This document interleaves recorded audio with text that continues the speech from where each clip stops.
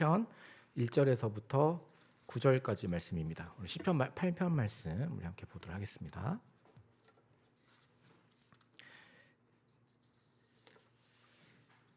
네, 한 절씩 교독하도록 하겠습니다.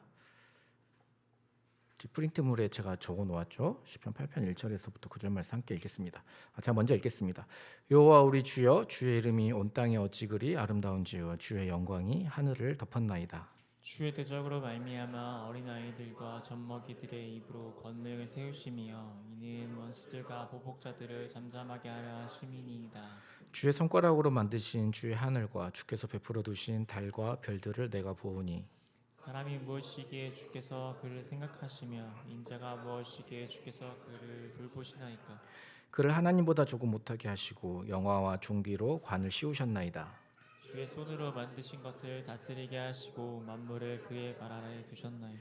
곧 모든 소와 양과 들짐승이며 공중의 새와 바다의 물고기와 바닷길에 다니는 것이니이다. 함께 읽겠습니다. 여호와 우리 주여, 주의 이름이 온 땅에 어찌 그리 아름다운지요. 아멘. 네, 오늘 특별히 깡촌 그 시골 마을 서울의 종로에서 요소리와 같이 학교 다녔던 친구들, 저는 이렇게 학교 이름이 이렇게 긴 거 처음 봤어요. 서울대학교 사범 뭐지? 대학교 부속 여자 중학교, 하여튼 이러서 요소리랑 1학년 때 같이 학교를 다녔던 친구들이 방문해 주었습니다. 우리 박수로 환영하도록 하겠습니다. 네, 여러분 혹시 낙산공원이라고 아세요? 아마 여기 요소리 친구들 대부분도 아마 낙산공원이 집에서 가까울 텐데, 저희 집도 여기로 이사 오기 전에 이제 시골 살았을 때 그 집이 낙산공원 바로 밑이었어요. 그래서 한 5분만 걸어가면 바로 낙산공원이었죠. 작년인가 낙산공원이 완전히, 원래 핫플이긴 했는데 완전히 핫플레이스가 되었어요.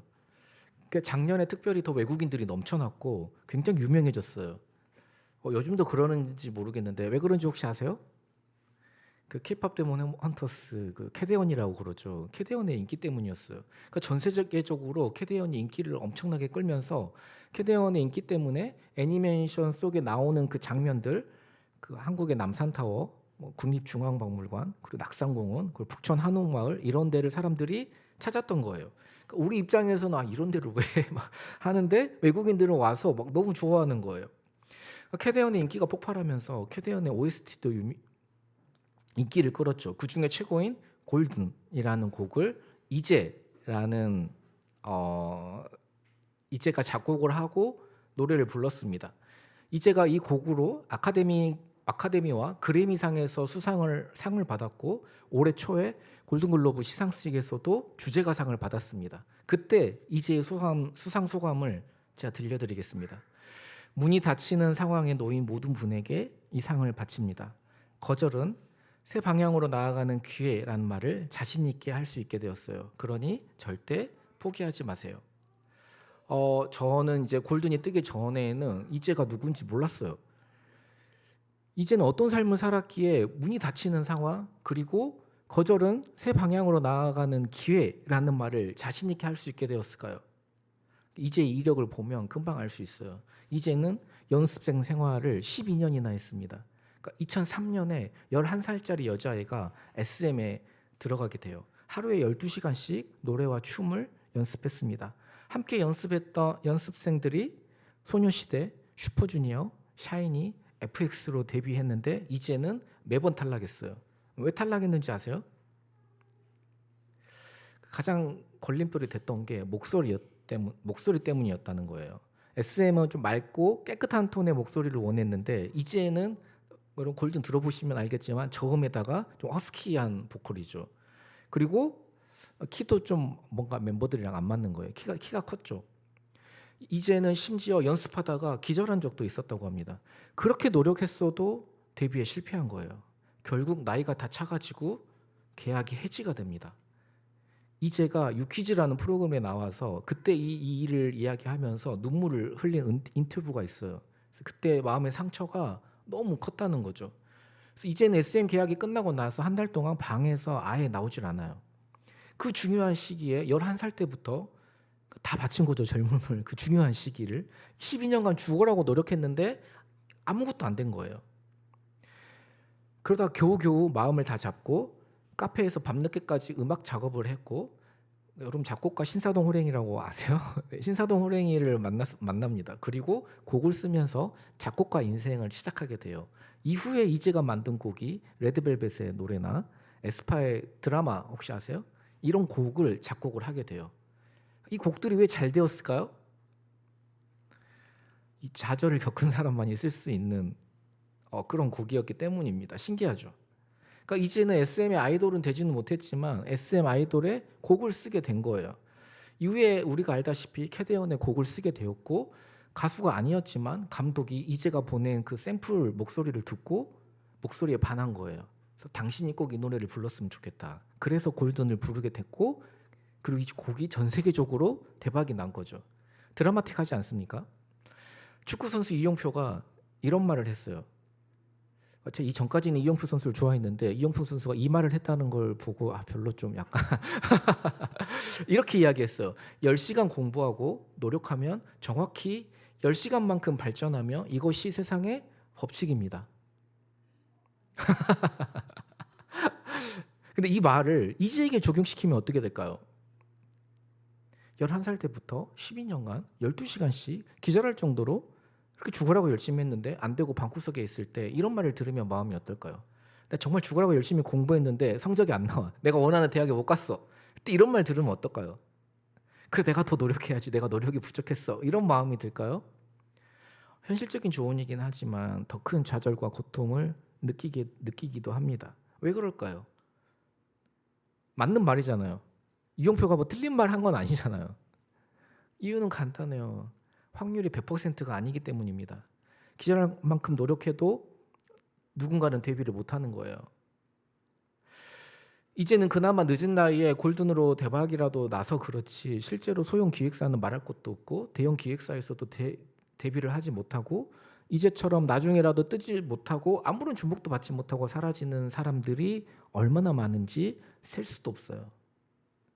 제가 생각할 때는 가수의 꿈을 품고 SM 같은 대형 기획사의 연습생으로 들어간 것만으로도 누군가에게는 너무 꿈이고 대단해 보일 수 있는 거죠. 기획사와 아예 계약도 못하고 그만두는 사람도 얼마나 많은지 몰라요. 우리 요소리도 한때는 뮤지컬 하고 싶어 했는데 정말 잘한 것 같아요. 갔으면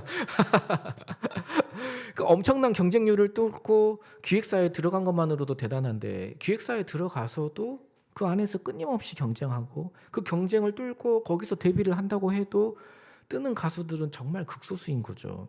일반 사람들도 마찬가지예요. 엄청난 경쟁률을 뚫고 대학에 들어가고 대학에서도 엄청나게 경쟁해서 졸업하고 취업을 하고, 취업이 끝나면 그게 다냐? 거기에서 또 고민이 엄청나게 그때부터 시작됩니다.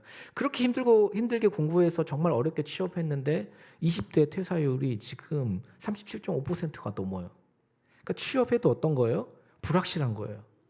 자기 생각과는 너무 다른 게 너무 많은 거예요. 그러니까 내 뜻대로 되지 않았을 때, 내 모든 노력과 수고에도 불구하고 모든 문이 다 닫혀버린 것 같은 상황에 주저앉을 때 우리 어떻게 다시 일어설 수 있을까요?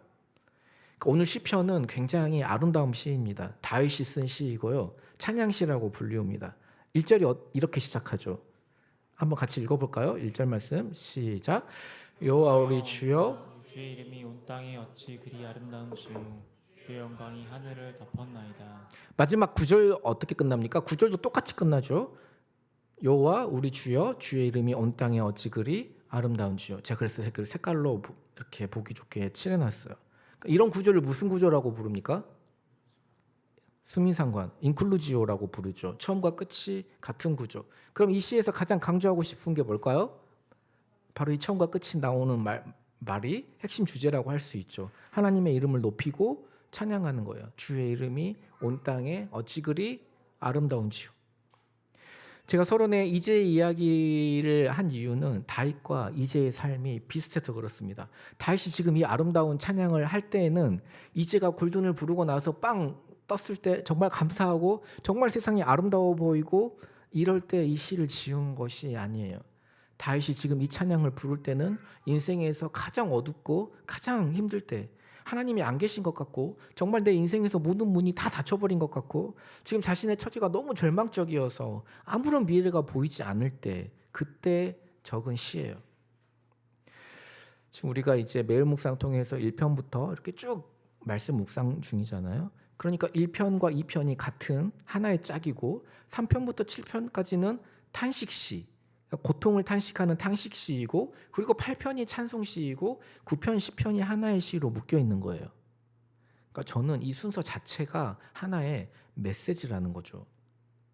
이것을 확인할 수가 있는 것이 10편, 7편은 다윗이 계속 사울왕에게 쫓겨다니면서 억울한 일을 당해 하나님께 탄원하고 있다가 마지막에 찬양을 서약합니다. 10편, 7편, 17절 말씀입니다. 한번 같이 읽어볼까요? 시작.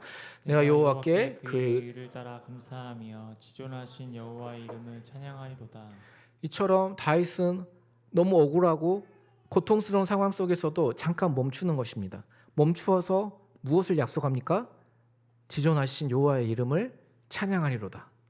그리고 실제로 바로 다음 편인 8편, 오늘 본문 8편 말씀으로 이어지면서 이렇게 찬양하는 거예요. 여호와 우리 주여, 주의 이름이 온 땅에 어찌 그리 아름다운지요. 주의 영광이 하늘을 덮었나이다. 그러니까 10편 3편에서 7편까지의 탄식시 중에서 10편들 중에서 유일하게 10편 7편만 하나님에 대한 찬양을 맹세하면서 끝이 납니다. 그리고 이 찬양의 맹세처럼 실제로 8편을 어떻게 시작하는 거예요? 찬양으로 시작을 하는 거예요. 당시 상황을 우리가 유추해 볼 수 있습니다. 다윗이 고통 가운데 울부짖다가 밤하늘에 별과 달을 본 거예요. 이제가 인생의 황금기라고 할 수 있는 11살 때부터 12년 연습생을 했던 것처럼 다윗도 가장 빛나는 이 인생 20대 초반에 사울왕을 피해서 무려 10년 동안 광야에서 지냈어요. 너무 불안하고 답답한 시기였죠. 다윗이 고통 가운데 울부짖으며 탄식하다가 어느 날 광야에서 밤하늘을 쳐다본 것입니다. 10년 동안 광야에서 지냈죠. 내가 너무 불쌍하다. 다른 사람들은 다 행복한 것 같은데 내가 너무 불쌍하다. 나에게 미래는 있는 것인가? 내 인생은 여기서 망하는 거 아닌가? 내가 집도 없이 광야에서 왜 이런 고통을 당해야만 하는가? 사울이 너무 원망스럽고 믿고 자기중심적인 생각만 하다가 드디어 자기를 쳐다보는 것을 그만두고 하나님을 쳐다보게 된 거죠. 그 순간 이 고백이 터져 나옵니다. 여호와 우리 주여, 주의 이름이 온 땅에 어찌 그리 아름다운지요. 그러니까 내가 아무리 힘들고 어렵더라도 갑자기 하늘을 쳐다보니까 그 밤하늘이 너무 아름다운 거예요. 그래서 주의 영광이 하늘을 덮었나이다 이렇게 이야기합니다. 그 밤하늘에 떠있는 달과 별들을 보면서 나만 바라보고 있던 시선을 돌려서 하나님을 바라보게 된 거예요. 그가 지으신 이 피조 세계를 바라보게 된 거예요. 그러면서 다윗은 이렇게 고백합니다. 2절 말씀입니다. 2절 말씀 함께 읽겠습니다. 시작. 주의 대적으로 말미암아 어린아이들과 젖먹이들의 입으로 권능을 세우심이요 이는 원수들과 보복자들을 잠잠하게 하려 하심이니이다. 네, 개역 개정이 말씀이 조금 어려워서 제가 공동 번역으로 한번 읽어드리겠습니다. 어린이 젖먹이들이 노래합니다. 이로써 원수들과 반역자들을 꺾으시고 당신께 맞서는 자들을 무색하게 하셨습니다. 자, 그렇다면 여기서 퀴즈. 어린이와 젖먹이는 누구를 가리킬까요? 다윗 자신을 가리키는 것입니다. 나는 어린이와 젖먹이처럼 너무 약합니다. 저 강력한 대적들에 비하면 나는 아무것도 아닌 정말 찌질한 존재와도 같습니다. 우리도 이렇게 느낄 때가 참 많이 있지 않습니까? 제가 교회에서 신앙생활 하다 보면 제가 발견한 것 중에 하나가 성도들에게 약간 이런 성향이 있어요. 그러니까 청년들도 그렇고 제가 청년 사역을 주로 했으니까 이상하게 교회 안에서는 나보다 신앙이 약한 사람들과 낮은 사람들과 나를 비교해요. 그래서 자신을 어떻게 평가합니까? 나는 쟤보다는 낫지. 나는 쟤보다는 신앙생활 잘해. 신앙생활 나 정도면 잘하는 거야. 나 정도면 괜찮은 크리스찬이야. 이렇게 생각을 합니다. 근데 세상에 나가면 이상하게 나보다 더 높은 말도 안 되는 높은 사람들이랑 강한 사람들이랑 나를 비교해요. 와, 카리나 미보 봐. 저 미모로 하루만 살아봤으면. 박보검은 뭐 잘생기긴 했지만 이단이니까. 네. 그 하루는 지소리 친구가 저희 집에 놀러를 왔는데 집에 딱 방에 들어오더니 놀러 오자마자 첫 마디가 집이 왜 이렇게 작아? 였어요. 갈 때 집에 데려다 주는데 제 차로 데려다 줬거든요. 근데 그 친구가 그러는 거예요. 지소리 아빠 이렇게 부르면서 지소리 아빠는 차가 이거 한 대예요. 이러는 거예요. 너무 얄밉죠. 한 대 딱 때려주고 싶었는데 예. 그 걔네 집은 차가 세 대거든요. 한 대는 아주 비싼 고급 스포츠카. 저도 알고 있어요. 그 집에 차가 어떤 건지 알고 있어요. 그때부터 제가 목사이면서도 쟤랑 우리 지소리가 놀면 우리 지소리가 기죽지 않을까 신경이 쓰는 거예요. 제가 수인교회 청년부를 섬겼을 때 제가 패션에 대한 이야기를 한 적이 있어요. 교회 예배드리러 올 때 최악의 패션은 학교과 잠바다. 수인교회에서는 그런 일이 한 번도 없었는데 제 용인의 신갈중앙교회에 있었을 때 새 가족이라서 제가 뭐라고 말할 수도 없었어요. 딱 그 서울 유니버시티 딱 입고 온 거예요. 온지 한 3주 만에 새 가족이 그 제 경험상 자기 학교 이름과 로고가 박힌 옷을 입고 다니는 애들은 딱 세 학교예요.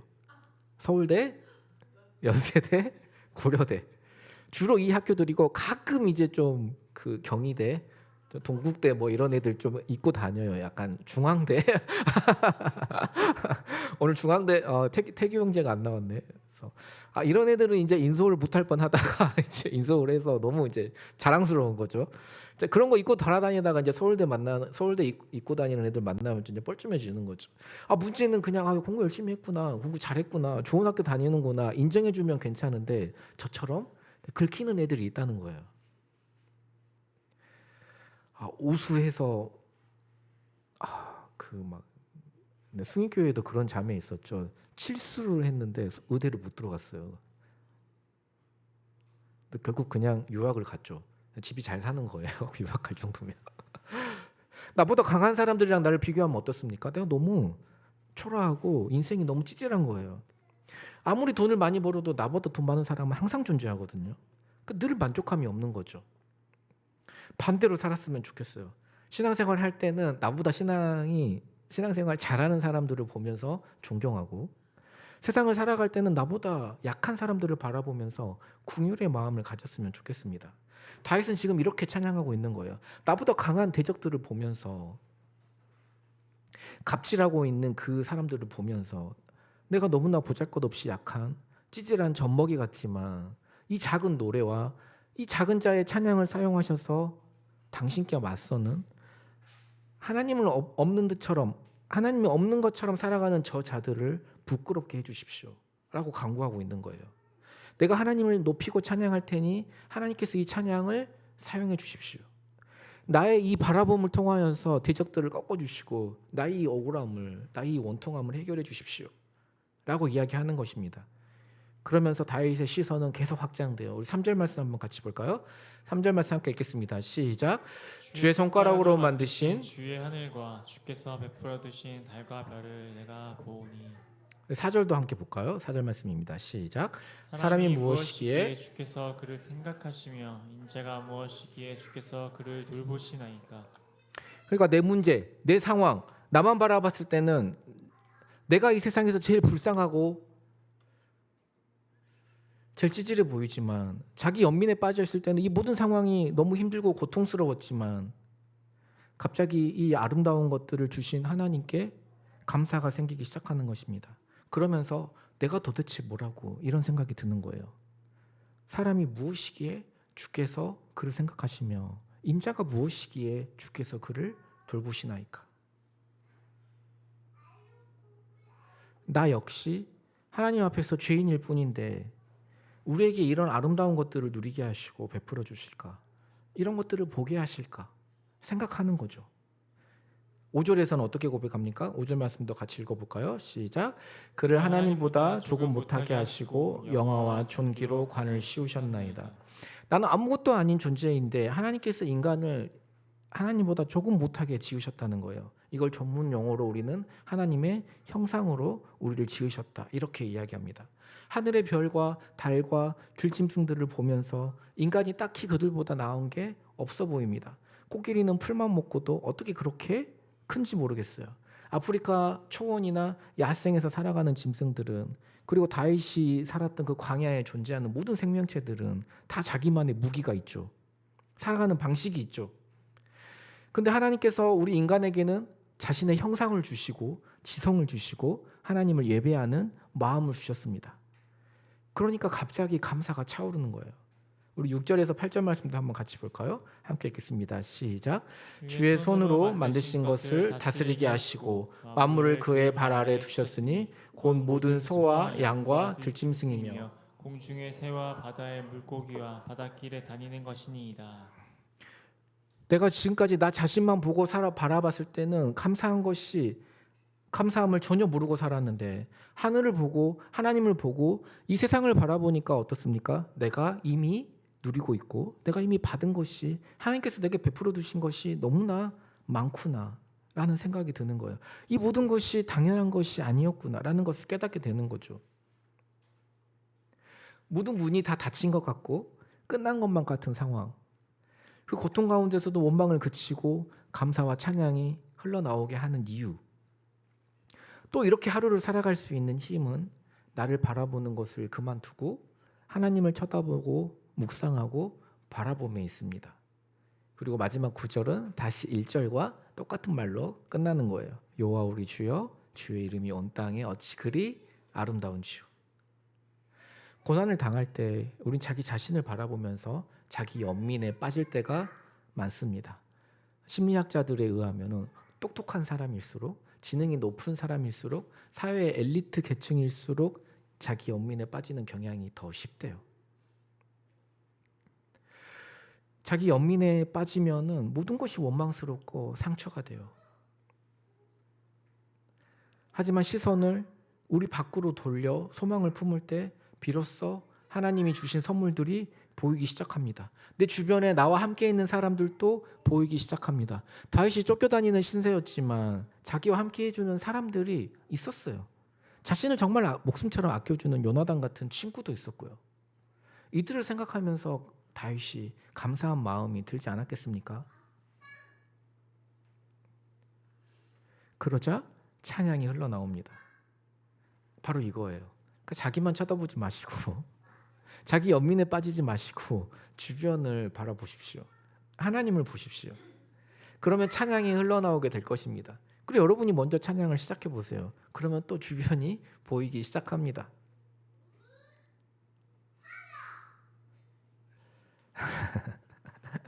마지막으로 하나님은 우리의 연약함을 사용하신다는 거예요. 우리의 연약함을 사용하시는 하나님을 신뢰해야 합니다. 이제에게 12년의 연습장 생활이 없었다고 한다면 지금의 이제도 없었을 것이고, 다윗이 광야에서 이 10년의 세월이 없었다고 한다면 이스라엘 역사에서 그렇게 위대한 훌륭한 왕이 되지는 못했을 거예요. 조금 전에 2절에서 어린 아이들과 젖먹이들이 노래합니다.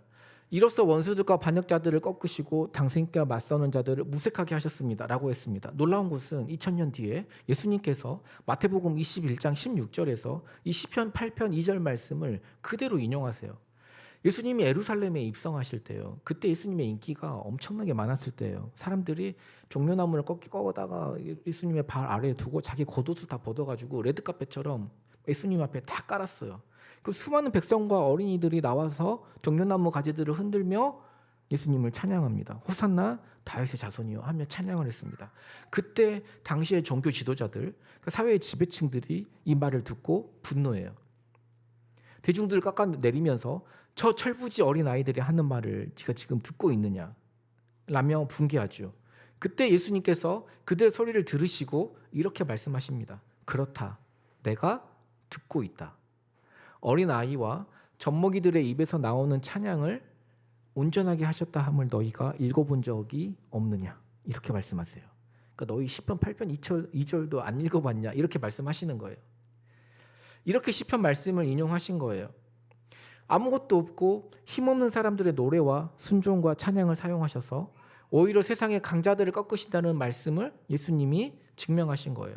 그리고 이 시편은 예수님의 삶이기도 합니다. 예수님이 이 땅에 오셨을 때 우리는 어떤 모습으로 오셨는지 잘 알고 있잖아요. 예수님은 사람이 되셨어요. 이 땅에서 가장 낮고 연약한 젖먹이로 오셨어요. 어미의 젖이 아니면 살아갈 수 없는 존재로, 그런 의존적인 존재로 이 땅에 오셨습니다. 우리 3절 말씀처럼 3절 말씀 다시 한번 같이 볼까요? 3절 말씀 함께 읽겠습니다. 시작. 주의 손가락으로 만드신 주의 하늘과 주께서 베풀어 두신 달과 별들을 내가 보니 이 광활한 우주를 만들고 해와 달을 만드신 그 손가락이 이제는 누구의 손을 붙잡고 있습니까?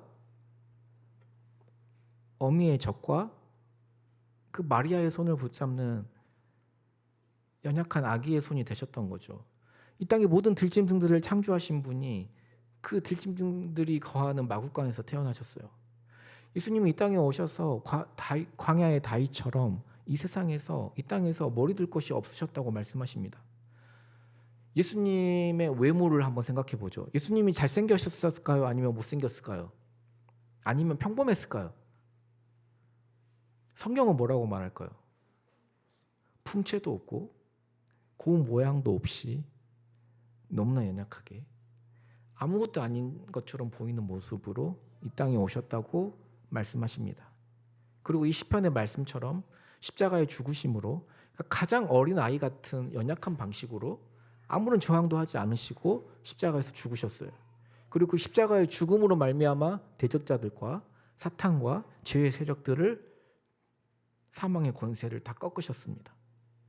하나님께서 그분의 노래와 순종을 사용하셔서 온 우주를 새롭게 하시고 원수들과 사탄의 세력을 꺾으시며 하나님을 영화롭게 하셨습니다. 내가 생각하는 내 약점이, 내 약함이 하나님 손에 붙들리면 하나님께 쓰임을 받고 대적을 꺾는 도구가 되는 것이죠. 바쁜 삶 가운데서도 늘 멈추어 서서 하나님 바라보며 찬양하며 살아가시기를 예수님의 이름으로 소망합니다.